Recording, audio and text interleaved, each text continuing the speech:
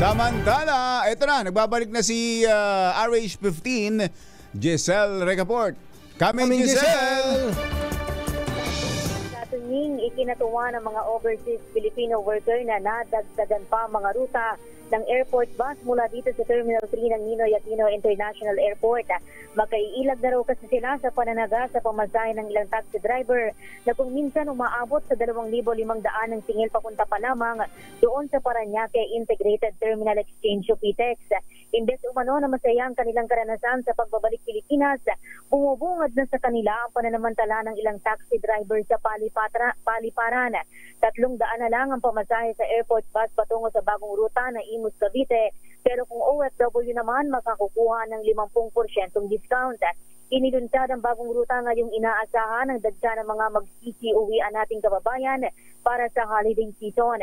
Sa panig naman ng mga driver ng Yellow Cab, wala raw epekto sa kanilang kabuhayan ang mga airport bus, ngunit iniinda nila ang tinawag nilang solicitors.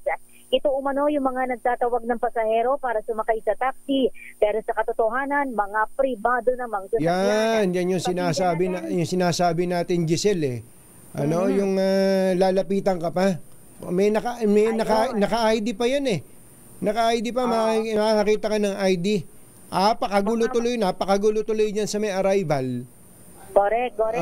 Ang sabi ng mga taxi driver, nagpapakilala daw sila ng mga may taxi, isasakay yung mga pasahero, pero private vehicle naman daw. Ang sabi nila, Angelica Tunying, naglipa na daw yung mga solicitors dyan sa may Terminal 3 ng Ninoy Aquino International Airport. Pakinggan natin yung bahagi ng ating mga panayam.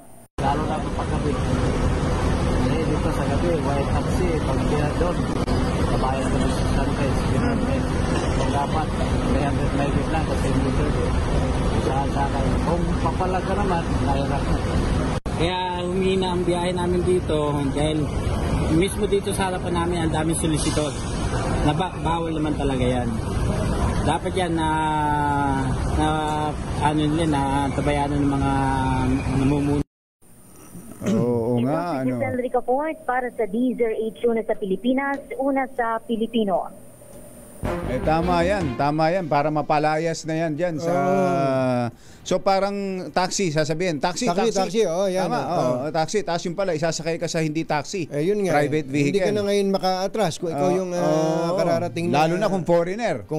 Yan matatakot ka na. Saka, yan nga yung ayaw ni RSA eh. Yung magulo, tapos yung mga scammer dyan. Saka yung mga kumbatsero, yung hindi lang taxi eh. Meron iba, yung mga parang mga Uber. Kunwari, bigla na. Dahil nga napakagulo yung mga trolley dyan, yung mga pushcarts, nakakalat dyan, yung mga sumusundo, katakot-takot. Kaya yan ang gustong ayusin ni RSA dyan po sa airport. Konting tiyaga na lang daw po. Konting-konti na lang daw po. At makikita na natin ang malaking pagbabago sa 76 years old na paliparan dyan sa NAIA.